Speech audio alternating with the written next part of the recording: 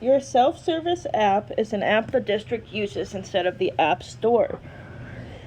It is located on your home screen, and it looks like this.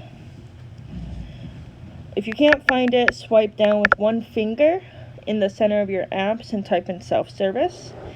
This app service is a way for you to access any app that you're allowed to download. It is also automatically put on your iPad. You'll notice that some of these apps say reinstall and install. If it says reinstall, it may be an update, or it may have been deleted during an update. So you can just click reinstall and it will do that. If it says install, it means it's never been on your iPad.